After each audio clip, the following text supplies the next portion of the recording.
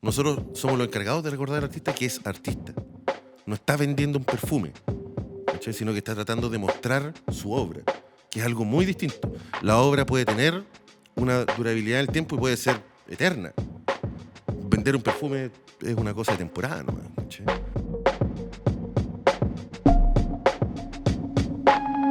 Bueno, muchas gracias, Fucho, por venir y aceptar esta invitación y venir Gracias por la de invitación. fuera de Santiago, a pesar de que habían otros compromisos asociados importantes, pero para mí ya es importante tener una visión de alguien que se dedica a la industria de la música, a trabajar al igual que yo como colegas y al igual que Nicole también en su rol, desarrollando artistas y trabajando con el artista para tratar de crecer.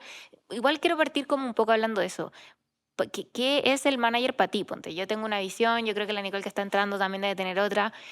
Y Ujú. ha ido mutando en los años. Hoy día, desde mi punto de vista, ponte tú, puede tener más herramientas de marketing Mm. o quizás de ir creando esto desde esa sensación un poco de marca, pero también algo comercial. O sea, ¿cómo lo veis tú en tu propio desarrollo en los años?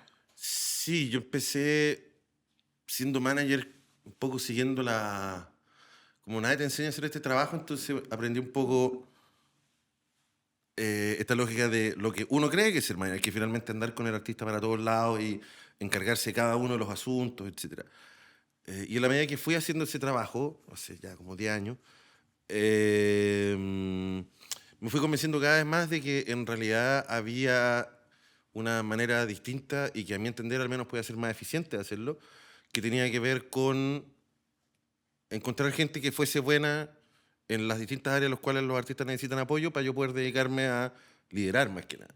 Entonces yo hoy día al menos, digamos de años después, no soy un manager omnipresente, de hecho yo ni a los shows voy, yo vivo fuera de Santiago, vivo en Concepción, entonces mucho mejor para mí también, pero es porque tenemos gente que se dedica a acompañar al artista, tenemos gente que se dedica al día a día, tenemos gente que lleva relaciones con los sellos, tenemos que finalmente armamos una agencia para poder hacer esta pega y desarrollar esa visión, en cierta manera.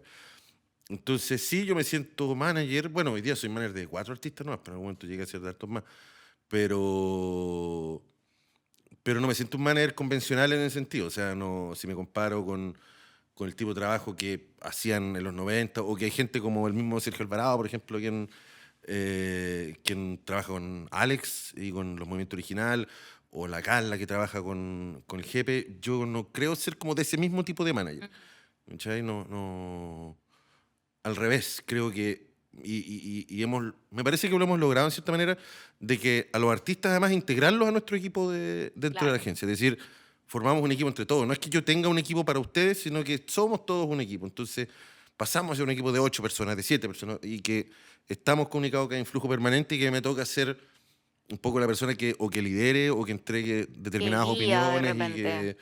y que sobre todo el artista más confía, sí, al final yo creo Mm. que el tema del managerato, al menos para mí, va un poco por ahí, de que igual el artista, independiente del tamaño de su carrera o el proyecto que está haciendo, necesita sentir un respaldo y necesita que cuando está con alguna indecisión, de que haya al menos una voz en la cual pueda confiar y que esté viendo algo que el artista en particular no está viendo. Entonces yo supongo que ese es el rol que juego dentro de esta estructura que es más colectiva. Oye, siento que quiero preguntarte demasiadas cosas, porque son muchos los temas que pueden al final abordarse para ayudar Mm. de hecho, me quiero ir como para allá. ¿En qué momento tú sentís que esto se empieza a formar como un equipo? En mi caso, yo lo siento como, creo que tenemos formatos medio diferentes de trabajar, pero Mm. bien parecida la visión. Mm. Por ejemplo, tengo la sensación que tú trabajas más in-house, como de tener un equipo que cumple todas Mm. estas herramientas y roles. Yo trato de armar esto como si fuera un motorcito y tener distintas compañías o quizás tercerizar ciertas cosas, Sí, pero que se integre igual de todas formas dentro de un gran motor que hace que todo esto funcione, ¿cachai? O claro. sea, si la pieza no sigue, se reemplaza por otra, no se elimina, pero sí también con esta sensación de que somos todos un gran equipo. Entonces, no sé cómo te pasa a ti, en qué momento tú sentís que se te va armando este equipo o fue de un día para otro en el que dijiste, ya, esta va a ser mi método de trabajo de aquí en el futuro. Buena pregunta. Yo empecé bueno, llevo 20 años en la música, pero en la parte más de managereo, empecé hace 10 años formando parte de una agencia. Entonces, también seguramente desde ahí entendí que podía jugar un rol en una estructura que incluyera más gente. Ahora, dicho esto, también yo tenía muy claro que dentro de esa agencia en la cual yo estaba llena de vacíos y éramos 2 personas las que llenábamos todos los espacios y que hoy día somos los 2 socios de la agencia. Eh, em, y cuando voy encontrando ese equipo, me parece que más allá de las personas, bueno, hay un par de personas, mi socio Gustavo Abate, la Camila Soto, que es mi mano derecha y la persona en la que más confío en el mundo probablemente, y tenemos ya un equipo bien consolidado, pero creo que me fui dando cuenta de cómo teníamos que ir armando el tema en la medida, tú mencionaste el marketing, entonces cuando yo estudié ingeniería comercial, eh, entonces cuando me di cuenta de que mi visión estaba demasiado orientada al marketing, entonces dije, necesito a alguien, no porque no crea en las herramientas que tengo, sino porque necesito gente que contraste mi visión, sobre todo porque en el mundo de la música no hay no hay un camino de formación que sigamos todos, no es que como, oye, entré a estudiar esto y después te vas desarrollando como manager. Entonces, mucha gente llega a ser manager de distintos orígenes. Entonces, cuando me di cuenta que el mío tenía que ver un poco con estudios convencionales y con esas herramientas, con una visión súper marquetera, entonces dije, no es que necesite a alguien porque me pueda estar equivocando, sino que necesito a alguien que enriquezca lo que yo puedo aportar para estar aprendiendo. Entonces fuimos, yo creo, sumando piezas así, no de una necesidad orgánica como de suponer que ya estaba dibujado en el mapa todas las herramientas que necesitamos tener en el equipo, sino de, ya, yo siento que en este momento estoy entregando tales y tales puntos de vista o servicios o apoyos al artista. Entonces nos vamos dando cuenta al hacer de que necesita apoyo por acá, listo, vamos buscando a alguien por acá. Ahora nos damos cuenta que necesitamos a alguien por allá. Sí, y si fuéramos a alguien por allá, podríamos pegar un salto cualitativo. Y como, fue desde ahí, ¿cachai? Fue un poco de aprender, ni siquiera el error, tengo que reconocer que he tenido suerte porque nos ha ido, con todos los artistas siempre uno tiene porrazo, pero desde que empecé, como que nos fue yendo bien, entonces rápidamente nos fuimos dando cuenta de, cuando tú vas haciendo como un check, de decir, esto por si acaso es una buena idea, mantengámoslo, esto también. Entonces desde ahí es fácil empezar a armar lo que te falta porque a partir de una base de que ya sabes lo que estás haciendo bien. Yo siempre soy de la idea de que independientemente te vaya bien o te vaya mal, tú tienes que ser consciente de por qué te fue bien o por qué te fue mal. Pasa con muchos artistas, sobre todo cuando les va bien de manera, no te voy a decir accidental, pero No, pero viralidad, que igual es accidental de cierta forma, claro, o no de repente sé. porque impulsado por un sello, por un gran presupuesto, También, entonces llegaste muy sí. arriba y el artista cree inmediatamente de que ese lugar al cual pertenece, momento, no te queremos quitar valor, pero necesitamos que entiendas de que tú llegaste a esta posición por tal y tales motivos. ¿Por qué? Porque si es que eso ocurre cuando te está yendo bien, entonces, si nunca identificaste por qué te va bien, cuando te vaya mal, nunca vas a poder dar vuelta a la situación. Y viceversa, si fracasas y no te das el trabajo de entender por qué te fue mal, entonces tampoco vas a poder salir del pozo y cambiar de un momento a otro el destino del proyecto. Entonces, como es una cosa de visiones también, si pasa mucho por ahí. Oye, yo quería hablar de eso también, lo que decías de educarse al final para ser manager, porque no Mm. hay una carrera para esto. Yo también estoy estudiando publicidad para todo y dije, igual tengo un par de herramientas como para hacer esto. Otros se meten a periodismo también para entrar a la industria, así. Pero cómo uno va aprendiendo también, o sea, obviamente uno va aprendiendo en el camino también ciertas cosas, con el equipo que uno va consiguiendo y todo. Pero como para empezar a ser manager, ¿en qué debería educarse uno primero? ¿Qué debería ver y así? Oh, qué difícil la pregunta. Buena pregunta, pero eh, mira, primero este trabajo se aprende haciendo, eso es seguro. Pero creo que em, primero no hay por qué partir siendo manager. O sea, me parece que lo lógico es pertenecer un poco a este mundillo, conocerlo. Este es el mundo más raro que existe. O sea, la gente como nosotros no habita acá, no entiende lo que es el día a día que nosotros vivimos, ni siquiera se lo imagina. Entonces yo creo que lo primero es tener un acercamiento para entender dónde uno se va a ir a meter y con el tipo de gente que se va a encontrar. Arrepentirse eh, antes de... claro, como tener la oportunidad de arrepentirte. Pero, pero creo que ese primer acercamiento, al menos a mí también me sirvió, porque yo partí desde una vereda más periodística, yo partí escribiendo sobre música, y eso me enseñó como, ya, este es el mundo al cual estoy. Y ya cuando tú dices, quiero ser manager o quiero dedicarme a tal o cual actividad dentro de esta pequeña industria que tenemos acá, yo soy de la idea que uno aprende de todo, fíjate. O sea, te pongo ejemplos súper concretos. El verano, yo soy fanático del básquetbol y me tocó ver, me apareció de repente un día una entrevista que parecía muy destacada, como en el título, a Kobe Bryant, un basquetbolista que murió hace varios años, en que él hablaba un poco de su mentalidad, pero sobre todo hablaba de el rol que jugó en la parte final de su carrera siendo mayor, liderando un equipo más joven. Entonces yo lo tomé y dije, lo escuché y al final terminé tomando nota y dije, y esto es una clase magistral de manejo de recursos humanos, ¿cachai? Como de cómo mantener a todo tu equipo motivado. Entonces por eso decía, cuando uno empieza a conocer el mundo y de qué se trata y con cuánta gente te relacionas y cuáles son los orígenes de todo, porque efectivamente uno empieza a trabajar y uno es un antiguo músico, otro sonidista, otro es periodista, dado vuelta o convertido en otra cosa. Entonces cuando vais conociendo ese universo te vas dando cuenta que en realidad hay que estar con las antenas paradas porque todo te puede hacer aprender y sacar alguna lección para decir, ok, yo de lo de Kobe Bryant, como te digo, tengo 2 o 3 cosas que implementé en el día a día de nuestro equipo, de nuestra agencia, y que no han dejado, o sea, pasaron a ser axiomas, ¿cachai? Como que no se discuten. Y yo lo saqué de ahí, no me las contó un ex-manager o la vi en un Claro. documental de música, ¿cachai? Yo sabéis que siento que de repente hay una sensación de que ya el mundo general, la sociedad siente que tenéis que salir del colegio, ir a la universidad, ahí encontráis como hacia dónde te vas a dedicar el resto de tu vida y qué sé yo. Mm. Y está esta sensación que en la industria de la música como que fuera todo tan precario, que esa fuese la justificación por la cual no pasamos por una universidad y llegamos a ser managers. Yo creo que no es así. Creo que efectivamente el rol del manager necesita de muchas herramientas. Sí. Y de hecho, nosotros, por ejemplo, a mí me toca hacer clases casi ya todas las semanas hacia nuevos managers. Y parte de lo que les digo siempre es que más que buscar, no sé, si deciden tener una carrera universitaria, porque también creo que debería ser una decisión. Si lo deciden, más que buscar qué es lo que me falta para ir a aprenderlo a la universidad, quizás anda y busca lo que se te hace más fácil, lo que te gusta más para perfeccionarlo y tener así como una gran herramienta fuerte.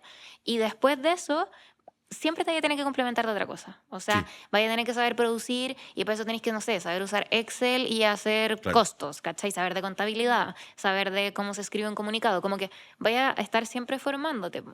Y incluso yo creo que si hubiese una universidad que te pasara la carrera de manager, pensando en que tuviéramos una industria que tiene campo laboral para eso, como asegurado con etcétera, tampoco te vayas a sentir preparado si es como en cualquier lugar de la vida. Hay teoría, pero después cuando salí hay una cosa como mucho más sensible también, de olfato, de instinto que se forma al probar. Yo siento que es un oficio que se profesionaliza, ¿cachai? Claro. Pero no es tan cerrado a tener que sí o sí estudiar una cosa u otra. Estoy de acuerdo y creo que hay intangibles que no te los van a enseñar en ningún lado.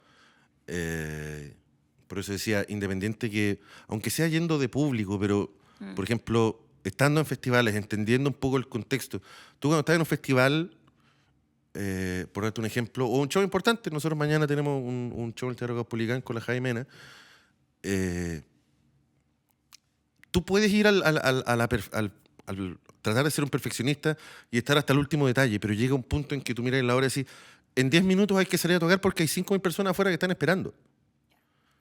Entonces, dentro de eso uno tiene que entrar, tiene que saber, y ese saber te lo da la experiencia, te lo da el aprendizaje, porque uno se equivoca en el camino, pero uno va aprendiendo a priorizar, a decir, espérate, nos quedan 10 minutos, no podemos retrasar más esto.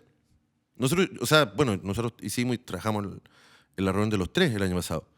Y también era un poco eso, o sea, el primer show fue en Concepción. Y había un montón de cosas que, pucha, que los estacionamientos, que las señales de la radio, y de repente tú decís, hay 40.000 personas que están esperando este día hace 25 años.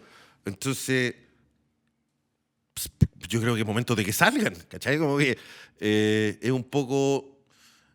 y ese aprendizaje te lo da, como digo, el estar, aunque no sea asumiendo responsabilidades, sino que el estar dando vuelta en esos entornos para darte cuenta que hay gente que trabaja con ciertos niveles de presión y que no es que uno tenga que verse reflejado en ellos, pero finalmente decir como, ese es un aspecto de... Y ahí entra un poco lo que tú decías de, bueno, si quieres te arrepientes, te puedes arrepentir en cierto momento cuando dices, yo no estoy capacitado o no me siento cómodo sosteniendo este nivel de presión. Y que es cierto, porque también no se nos olvide, sobre todo ahora en la época de los solistas, cuando un artista te dice, oye, quiero que seas mi manager, no es que esté poniendo su carrera, está poniendo su vida en tus Sí, manos. pues, sus ¿Cachai? sueños, su todo. O Claro, porque sea, los artistas ponen en su carrera, plasman todo lo que son y todo lo que hicieron desde chico. Entonces, no es que tú te tengas que asegurar de que hagan un sueldo a fin de mes, sí, pues. ¿cachai? Sino que hay una vida entera que está puesta a disposición. Es N presión. ¿Cachai? Entonces, y esa presión no te la van a enseñar en ningún lado. Por eso es que yo creo que el conocimiento teórico uno lo puede ir aprendiendo, como te decía, incorporando de distintas fuentes. ¿Cachai? Bueno, la historia está ahí, entonces yo también, sin la necesidad de estudiar de manera académica, he leído muchísimo. O sea, ya no sé cuántas biografías de músicos me he leído, o libros temáticos como del rock de los 60, de los 70, ahora el último que me compré es de cómo quebró EMI. ¿Cachai? Entonces, para decir como que, ya, ok, listo, aquí en 300 páginas está más o menos resumido de cómo quiebra un sello Sí, discográfico. pues. ¿Cachai? Entonces, uno aprende porque... Y hay también una prueba de humildad. Cuando vais leyendo biografías o historias así, te das dando cuenta de que al final, por más difícil que sea tu problema en particular con tu artista, siempre ya le pasó a uno. Sí. ¿Cachai? Siempre esto ya ocurrió. Siempre ya ocurrió de que el artista no llegó al festival, de que no tomó el avión y la gente se queda todo, como que nos pasó ahora, digamos, hace un par de meses. Y tú dices como, no, vamos a tener que avisar que no podemos tocar. ¿Por qué? Porque no estamos aquí. El artista está a 12 horas de distancia y no se subió al avión. Wow, bueno, eso ya le pasó a alguien. ¿Cachai? Entonces ya hay una manera de cómo se maneja. Independiente de que los tiempos cambien y todo eso, yo no creo tanto en eso. Yo creo No, o que... sea, yo creo que además esto es muy fluctuante, como que hoy día hay una forma de trabajar y hacer las cosas Mm, que no es por solamente como nosotros que decidamos cómo se hace, sino que la tecnología, como factores mucho más, la inteligencia artificial, quizás cómo nos va a tener la industria entre años más, ¿cachai? mm, Así como cuando estaban las grandes discográficas con un negocio súper seguro, claro, definido, con claro. una proyección clara, me voy a ir hacia el booking, a invertir hacia allá porque estamos invirtiendo mucha plata en hacer discos y en verdad la recaudación se está haciendo por el show en vivo, entonces metamos en ese negocio también, empiezan a armar, generar formato y de repente te viene una pandemia, llegan plataformas digitales y consumís música de otra forma, entonces finalmente igual y por lo mismo en la educación uno tiene que estar nutriéndose mucho nomás y no sé si formalizarlo es importante en ciertas cosas, tomar cursos, capacitarse, pero también es como ser una esponjita nomás y estar así atento a todos los factores del entorno. Dicen que se viene una recesión o que estamos en una recesión. ¿Cómo impacta eso en la música? ¿Cachai? Claro. Como, son muchas las cosas que al final están implicadas. Y quería como conectarlo un poco, bueno, Nicole es manager de artistas independientes. Tú nos has hablado de artistas grandes con carreras bacanes y con desafíos importantes. A nivel de llegar a un avión es un desafío como de verdad. Hay artistas que Claro. tienen dificultades que son complejas logísticamente, ¿cachai? Con más desafío que otros que quizás van a estar partiendo en su desarrollo, ¿cachai? Entonces en eso quería entrar al mundo artista emergente, que creo que ahí Nicole está en esta nueva generación con otros códigos, de repente no sé si son tan distintos a los que nos ha pasado a nosotros. Mm. No sé si tú has trabajado con artistas muy nuevos Sí, en tu carrera. sí, de hecho, hasta hace no tanto, bueno, ahora los últimos años que la agencia creció mucho y pasó a ser muy demandante, yo hoy día, como decía, soy manager de 4 artistas nomás y es mi tope. Pero sí, siempre me ha gustado, siempre me gustó, porque también por un poco esta lógica que nadie te enseña en este trabajo, entonces finalmente tomé, sobre todo artistas en Conce en particular, Ya. me gustaba mucho ayudar y generar vínculos para conseguir financiamiento, para ofrecer oportunidades, para traerlos a Santiago, para que tocaran, para que los conocieran, etc. Yo sé que suena muy rimbombante de repente cuando habláis de nombres grandes o de aventuras así que son medias de película, pero yo no creo que el trabajo en sí mismo sea tan distinto, porque al final lo que cambia es la escala, pero las necesidades son las mismas. O sea, la necesidad de tú desde la vereda del artista ser capaz de leer a la audiencia y de entender por qué está respondiendo, por qué no está respondiendo, o por qué responde a otros artistas y no a mí. Creo que, o sea, digamos, problemas como eso lo tenés que enfrentar independiente si el artista es gigante y llena estadios o si es un artista que está recién haciendo su primera o segunda tocata en un bar. lo, Incluso lo económico, siento que también es un tema en artistas grandes y en artistas chicos. A veces está este sí, sueño po. del emergente como de va a llegar un día en que me va a pagar, no sé, sea una discográfica, un manager, una marca. Siempre hay un ente que me va a ayudar a que esta cuestión se desbloquee. Un Cuando ser tenga plata, invisible, un ser claro. invisible. Cuando tenga plata, esta cuestión va a funcionar. Y cuando hay plata, después hay deudas también, hay costos, hay equipos que pagar, como que Sí, es parecido igual. sí, la gente no. De repente, no sé, me acuerdo si fue el año pasado, tuvo una polémica en que de algún lado se ha filtrado en que Pailita creo que había ido a tocar al sur por 30 palos, por ejemplo. Ah, sí, porque de repente salen como Las las licitaciones, claro. licitaciones, claro. Y entonces la gente escandalizada, ¿cómo podéis pagar 30? Porque las letras que cantan, como, espérate, no son 30 millones para un artista, son 30 millones para empezar, tenéis que, ¿cuánta gente viaja? Vas a descontar los pasajes, o sea, los equipos crecen, claro, ahí sí hay una diferencia, de manejar equipos en que a veces son 3 personas, a manejar equipos que son 25 personas, eh, pero mientras más crece esa estructura uno lo tiene que mantener y eso sale caro. No solamente sale caro, sino que además hay un estándar por mantener. Entonces yo con seguridad te puedo decir, mira, un artista solista que cobra 25 millones, no se lleva 25 millones para la casa, ni 20 para la casa. ¿Cachai? Si tiene suerte se va a ir 5 y va a dejar un par de millones dando vueltas en su proyecto porque hay que pagar cuentas, hay que pagar sueldos, porque esos artistas de ese tamaño, probablemente la gran diferencia entre los artistas grandes y los chicos es que los artistas emergentes trabajan con quien pueden y en la capacidad en que pueden, y los artistas más grandes dicen como, no, yo quiero que tú seas mi manager nomás. Entonces ellos te pagan y tienen la plata para eso. Eh, pero digamos eso porque ya hay un camino recorrido. Entonces hay muchas cosas, como tú dices, que no solamente con la plata y con la logística, sino que con el hecho de... yo tal como con la Cami, de hecho yo he participado en clases tuyas, yo también hago clases, ya no tanto como me gustaría porque me encanta, lo encuentro muy útil. eh, y creo que existe una sobrevaloración respecto a la mirada que uno puede tener. Entonces van y te preguntan y dicen, ¿cómo lo harías tú para... Yo soy un artista de tal y tal estilo, entonces, ¿cómo lo harías tú para darme a conocer? Entonces siempre digo, creo que uno nunca puede olvidar de que a pesar de que tú seas el artista más grande del mundo, o sea, el manager de artista más grande o más chico o más pesado o más peleador del mundo, todos somos usuarios. Entonces siempre a los Carlos digo, no me pregunté a mí cómo hacer que el público descubra un artista nuevo. Contéstate tú mismo cuál fue el último artista nuevo que conociste y cómo lo conociste. ¿Cachai? ¿Te lo recomendó un amigo? Digamos, pero de la última vez que conociste un artista emergente, porque a lo mejor alguno te dice, puta, es que yo escucho puro artistas grandes nomás, o puros artistas de playlist de Spotify. Entonces ahí tú le decís, bueno, entonces estás aspirando a algo que ni siquiera te haya entrado, ni siquiera conoces, porque tú no vas a salir en las listas grandes de Spotify, no vas a aparecer a la primera lista grande de Spotify. Entonces parte un poco de conocer tu entorno. Me acuerdo alguna vez alguna banda de Conce que nos juntamos y para ellos el objetivo era ganarse el premio Pulsar a la mejor banda de rock, así como a 2 años más. Le dije, ok. Pero hablaba muy en genérico. Entonces dije, oye, tengo una duda. ¿Ustedes saben que se ganó el premio Pulsar este año a la banda de rock? Había sido Adelaida ese año. Y no tenía ni idea. Entonces le dije, ¿cómo? No puedo entender que tu aspiración sea ocupar el lugar de alguien de quien tú no sabes nada, ni siquiera sabes que existe, mucho menos sabes el camino que hizo. ¿Cachai? Porque en el fondo entiendo que alguien te pide y te diga, ¿cómo lo hago para llegar? Porque probé esto o porque la fórmula de tal no me parece o no me representa. Pero si tú partís de cero, entonces pues no hay posibilidad. Incluso yo te puedo entregar una fórmula, si existiera una fórmula mágica, te la voy a entregar completa y aún así no va a llegar a ningún lado. ¿Cachai? Entonces yo creo que, y para mí eso, que lo digo en las clases, lo incorporo y lo trabajamos en el equipo también. Que nunca se nos olvide que somos usuarios.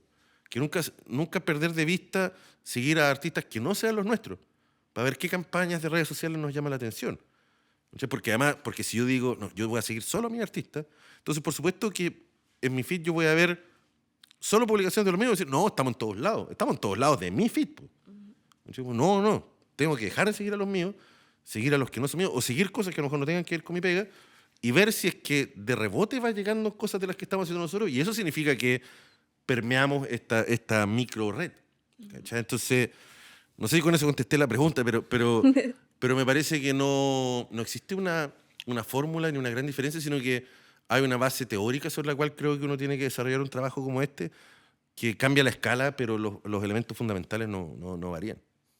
Oye, sí, lo que comentaste, igual siento que tiene mucho de verdad como de la presión de los artistas emergentes por querer ser rápido en realidad. Porque igual me ha pasado con mis cabros que igual siento que es como el tema de hoy, llevan mucho tiempo haciendo música, llevan desde muy chico y como que nunca han explotado como tal, que no saben cómo hacerse virales, me dicen, no, es que quiero sacar una canción todos los meses así para ver si alguna se pega. Y es como... No, no podemos hacer eso, estás estudiando, estás produciendo música, estás haciendo mil otras cosas, ¿cómo vas a concentrarte en eso si no puedes también, no están los recursos, por ejemplo? Como que hay muchas dificultades también cuando uno asume este cargo de manager de un artista emergente, y yo también sabiendo lo poco que sé y como lo que me imaginaba también de cómo podía ser, porque también mi pega es más asesoramientos, tengo esta duda ya, te pregunto a ti, como tener esa persona que te acompaña en todo y en tu vida también, como decía, pues como estás agarrando todos los sueños y proyecciones de esta persona y sí está bien que alguien crea en tu proyecto, como que decir como, sí, porque yo inicié así como, hoy me gusta lo que hacen, me gusta su estética, todo, siento que podemos potenciarlo, vamos. Pero como que eso también va a una respuesta de presiones a mí al final de, oye, es que quiero hacer shows, quiero ir a eventos, quiero que me inviten acá, es que no sé cómo publicitarme y es como, ya, pero ¿cómo lo hago también yo? O sea, no sé cómo deberíamos partir quizás, como hacemos un show nosotros y tratamos de invertir plata en eso, porque también como que hoy cómo hacemos un video y cómo vamos a hacer un evento al final. Como... Es que no hay una fórmula única, por eso te decía, yo creo que pasa por la preparación que cada uno tenga también como para saber desde dónde uno apoyar. Ahora, yo también vuelvo al tema de las clases. Por ejemplo, para mí hay tres elementos, pero de los tres hay uno que quiero rescatar en particular, que yo siempre digo que de quienes acompañamos a los artistas nunca debe faltar, que es la mirada crítica. Porque y ese es el mayor problema de los artistas emergentes, porque los artistas emergentes cuando empiezan, sus primeras tocadas, el público son sus amigos, son sus familiares. Entonces, por supuesto que estuvo sensacional. Y por supuesto que sobre el escenario se veían, puta, maravilloso, el vestuario estaba perfecto, la luz estaba todo bueno. Y a la tercera, y a la cuarta, y a la quinta, lo mismo, uno dice, no, pues si no estás creciendo, entonces no puede ser todo bueno. Tiene que haber en algún punto alguien que, ni siquiera por el background que tenga, sino porque tenga al menos un par de argumentos sólidos sobre los cuales sostener su punto de vista, decir, no, creo que nuestra puesta en escena no es buena.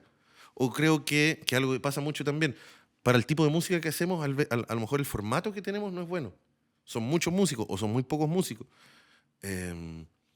Hay cosas que son más difíciles de decir a la cara también, o sea, porque también, digámoslo, en el formato solista y sobre todo música urbana tenéis miles y es imposible diferenciar a la gran mayoría. ¿Cuáles son los que se diferencian? Los que tienen como un elemento distintivo, que en la música o en el espectáculo se llama carisma. ¿Cachai? Entonces dice, pucha, es que hay gente que va a estar trabajando toda la vida y que no lo va a lograr porque no tiene el carisma que tiene este otro nomás. ¿Cachai? Entonces de repente uno puede decir, te voy a inventar, yo no creo que sea así, pero supongamos que hay alguien que diga, oye, es que en su época había un montón de chicas mucho mejores que la Fran Valenzuela.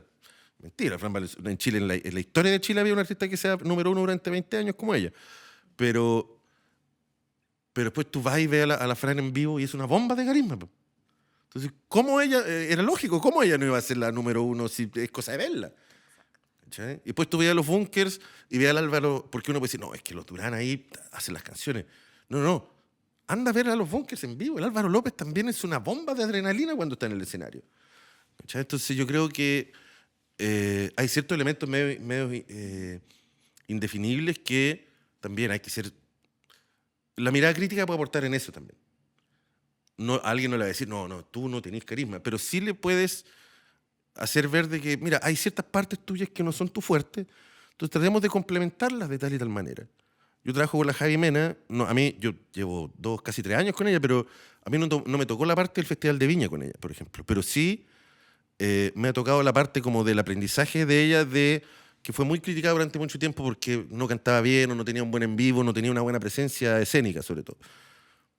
Pero cuando yo la conocí, empecé a trabajar con ella, era otra artista, Porque me dijo, no, pues sí me he preocupado de eso. Pues me dice, tengo clases de canto, hace deporte, y no deporte como para estar solamente flaca o verse guapa, sino que porque... Para el- sostener un show. exactamente, porque se dio cuenta de que no, pues si yo voy a... O sea, si alguien supone que tú eres la reina de la fiesta, entonces tenés que ser la reina de la fiesta hasta que termine la fiesta. Pues.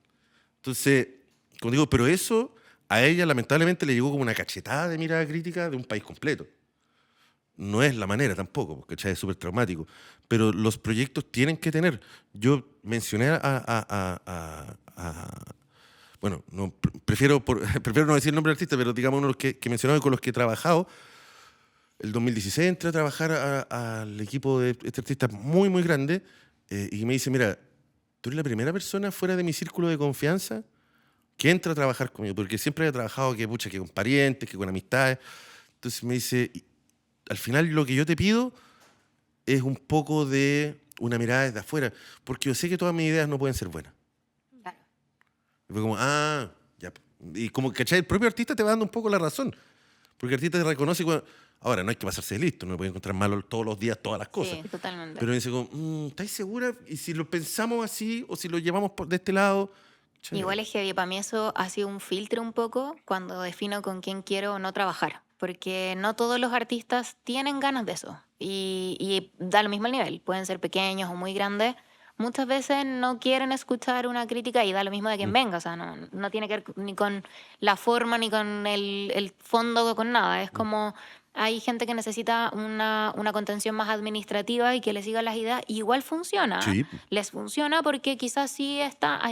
los factores para que funcione son tan variados que no, por eso no existe el método, no existe... No. Para mí, la varita mágica, el poder del manager, ¿cachai? Yo siempre trato como de hablarles de que ese poder del manager es un realismo mágico, una cosa como mea de Disney que ya no existe. O sea, no por trabajar con X manager te va a funcionar. Ni lo mismo como hacer un feat con un artista o tener, no sé, lo de sacar una canción cada mes, ponte. No, son estrategias que puede ser que funcionen como puede que no. Entonces, ahí está la importancia de estar mirándolas todo el tiempo y tratando de encontrar qué sí le cabe a este proyecto y a este equipo para poder ponernos como método de trabajo y seguir un plan. Para mí, ponte tú esas bases, tener esa tranquilidad emocional de primero armar un plan y luego sigámoslo y tratemos de apegarnos al plan y obviamente que se modifique en el camino, pero que no sea porque lo olvidamos, ¿cachai? Sino que porque hay factores que hicieron que se siguiera así.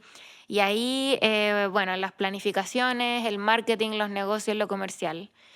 Tú contabas ahí de la ingeniería comercial, ponte tú, y ahora cómo se mueve eso en tu visión hacia las redes sociales, hacia qué es lo que está pasando con el efecto de TikTok, ponte tú de frente a los artistas. A mí me pasa que todo el tiempo me topo con artistas que estoy acompañando a veces en mentoría o de maneras más colaterales, que me cuesta hacerles entender que si nos esforzamos demasiado con foco en esa viralidad de TikTok, esto es un principio de la economía. Si estamos esforzándonos en algo es porque hay otra cosa en la que no nos estamos esforzando, porque tenemos tiempo limitado, recursos limitados, etcétera. Si estamos dándole tanta energía a la viralidad en TikTok, algo vamos a estar descuidando. Entonces siento que hay una cuota que ponerle a todo y estrategias comunicacionales que te pueden ayudar a intentar que te vaya bien con los algoritmos, pero no puede ser nuestro norte de planificación. O sea, no puedo armar un plan de anual o un plan de marketing de un single solo buscando que el algoritmo de TikTok me haga magia. Claro. ¿Qué opinas tú sobre esta nueva era de la industria? Esta nueva era que yo siento que ya terminó y que estamos empezando a entrar en de la inteligencia artificial y muchos otros mundos que todavía no comprendemos, pero hasta ahora, ¿cómo lo veis?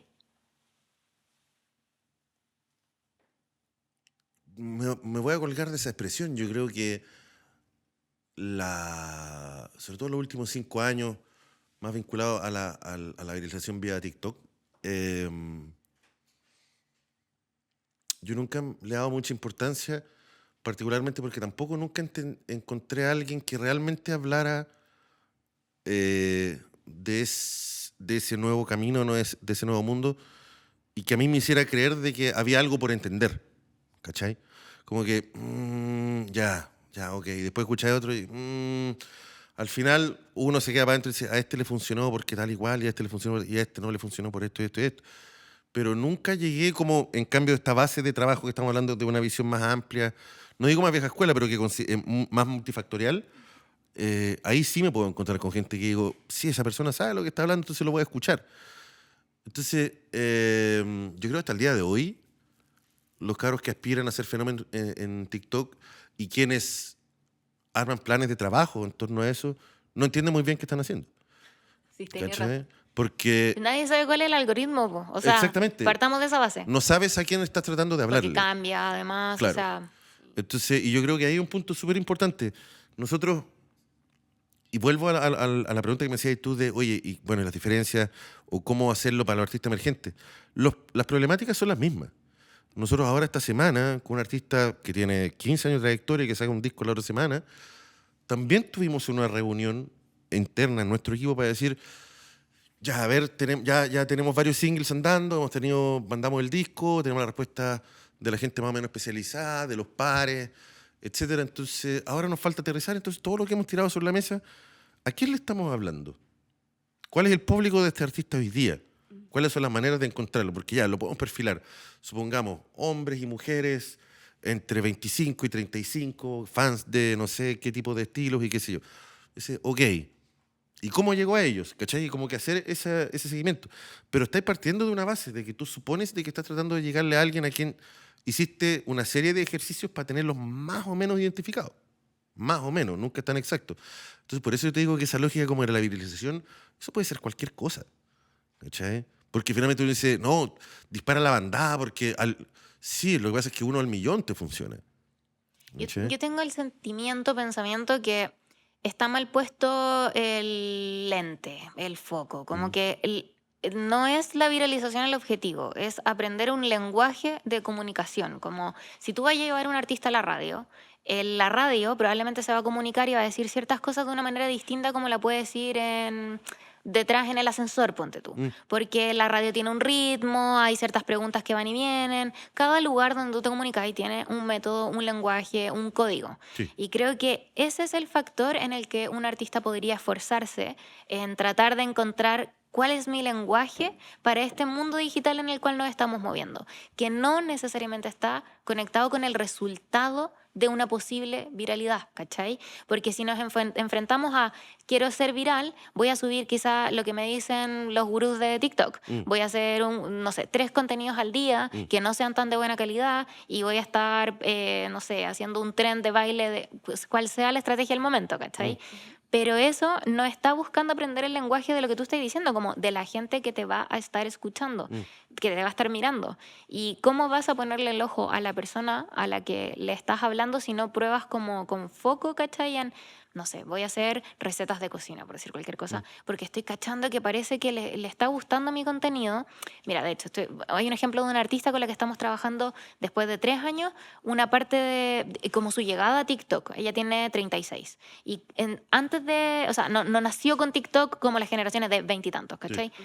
Y empezó en TikTok con estrategias las típicas que hace todo el mundo, como que intentan usar la canción de una u otra forma, qué sé yo, hasta que de la nada opina sobre el que no hay edad para hacer música a raíz de algún tipo de situación que había pasado en la farándula, se le hace muy viral y empieza a llegar a mujeres de su misma edad, millennials, que quieren hacer cosas que quizás antes se esperaba que cuando estás llegando a los 40 tenés que ser mamá y ser formal y tener como una rutina de 8 a 6 y que tuviera ahí el pelo de quizás qué color o hacer quizás qué cosa en tu día a día, no era tan normal, ¿cachai? Entonces, ahora hablar de esto en TikTok y encontrarte con referentes, con generaciones millennial, la ha hecho conectar de otra forma.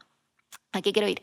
Que es encontrar a quién le estáis hablando a raíz de ir tú entendiendo cómo hablar, ¿cachai? Más que estar pensando en cada cuánto subir o cuál es el horario y como desde esa otra estadística que apunta a la cantidad. Que lo mismo pasa con Spotify, como si estáis haciendo canciones para tratar de tener más escuchas mensuales, es como hay un montón de otras cosas y factores que no tienen nada que ver desde la canción como factor común directo hacia la escucha Sí, mensual, yo ¿cachai? odio Spotify, no creo que le ha hecho un daño increíble a la música, pero te escucho y creo que ahí también vuelvo a un par de preguntas atrás.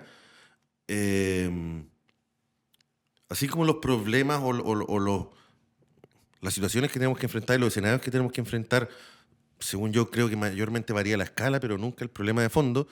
También lo que tú estás diciendo, Cami, quienes, al menos yo me considero como un estudioso también de la historia de la música, o trato por lo menos de meterme en eso, y no desde la melomanía, sino que también desde el rol de la industria, creo que los problemas que tú estás planteando finalmente son los mismos problemas desde Elvis Presley, ¿cachai? Siempre. Entonces, cuando uno dice, quiero saber a qué le estoy hablando y cómo le tengo que hablar, ese ha sido un problema durante 50, Siempre. 60, 70 años, ¿cachai?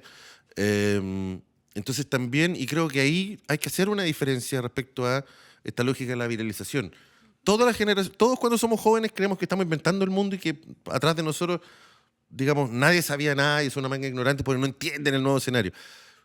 En la medida que nos vamos haciendo viejos vamos entendiendo que no, hay todo por aprender, porque como te digo, uno dice, no solo esto ya pasó, yo voy a encontrar una respuesta a un problema en TikTok o en Instagram, pero pensando de repente en una historia del año 72 o del año 90, o de la Alanis Morissette del 95, ¿cachai? Entonces, creo que también ahí hay un contexto que uno pierde, ¿cachai? En que uno dice, oye, pero ¿cómo lo hizo tal o cual artista? A ver, espérate, necesito explicarte que tal o cual artista en su momento, uno puede decir, hoy día no hay espacio para la música alternativa en radios. Dice, ¿y cuándo la hubo? No, en los 90, pues en los 90 sonaba Björk. A ver, ¿cómo te lo explico? Un artista que tenía $2 millones de presupuesto de marketing, tan alternativa no era. ¿Cachai? Ella como artista ofrecía algo alternativo, pero finalmente la base o el motor que empujaba su nombre, su música, ¿cachai? Que hizo que llegara a todo, o sea, desde Islandia, digamos, que la escucharan acá en Chile, era el mismo motor que empujaba a los Smashing Pumpkins o que empujaba a las Spice Girls. La misma industria, los mismos códigos, solamente que este era otro tipo de artista. Y ahí entonces los sellos decían como, la misma pregunta que hay que hacer tú, ¿a quién le está llegando la Björk? ¿Y cómo hacemos de que lo que nosotros queremos comunicar llegue a los fans de Björk? Ah, puta, es que quizá hay canales también alternativos, los suplementos de música, los canales de cable o las radios para jóvenes. Perfecto, pero los problemas son los de siempre, ¿cachai? Y las soluciones van a seguir siendo no iguales, pero los caminos los vas a tener que encontrar. Lo único que va a cambiar es como cuando tú comparas una foto de Santiago de los años 60 y de hoy y te decís, oye, la Alameda sigue estando donde mismo. Sí, lo que cambiaron son los edificios de alrededor nomás. La manera de llegar de Estación Central a la Plaza Italia sigue siendo la misma. Sí, ¿Cachai? y por eso lo importante al final siempre estar atentos a lo que pasa, pero también ir estudiando, ir buscando más atrás. O sea, totalmente. Está bien seguir tendencias, pero también siempre buscar herramientas de lo que ya se ha hecho puede ayudar como a construir esto mucho más certero de repente. Y creo que ahí hay una ventaja que nosotros tenemos sobre todos estos referentes más antiguos que nunca hemos visto. Que todos estos referentes partieron, si te quería hablar de los Rolling Stones o quería hablar de Joe Vasconcelos, da un poco lo mismo. Todos ellos partieron con un modelo de trabajo alrededor de ellos que hoy día no existe y que nosotros sí conocemos desde la base. Es decir, incluso a los maestros, nosotros tenemos algo que enseñarles. Claro. Y eso no es algo usual.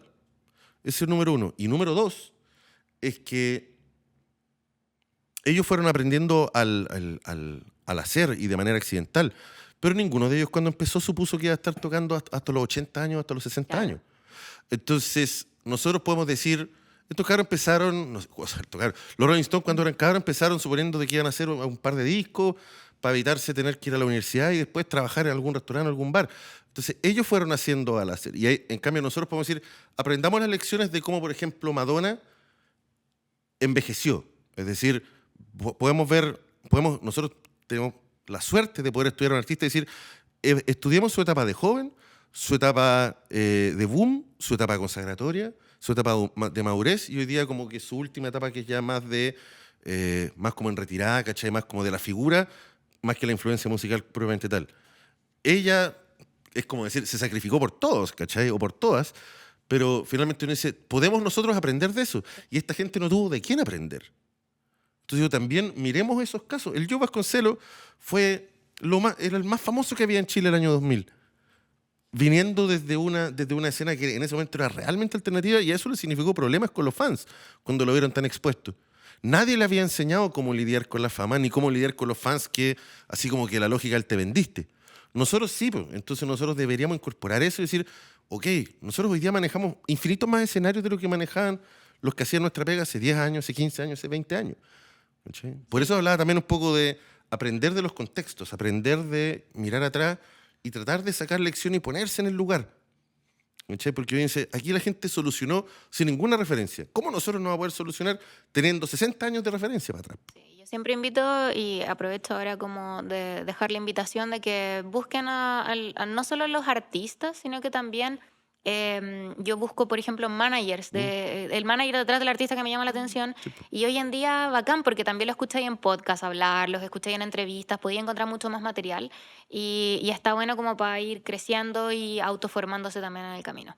Muchas gracias por venir, pero antes de, quiero pedirte un consejo, ya, y como que difícil, porque todo lo que hemos hablado al final sabemos que entre nosotros mismos nos sirve ir escuchando nuestras opiniones, pero para los nuevos managers, para las nuevas personas que quieren entrar a la industria, si pudiese resumir como un único mensaje, un único consejo, ¿qué crees que sería lo que les podrías decir a modo de cierre?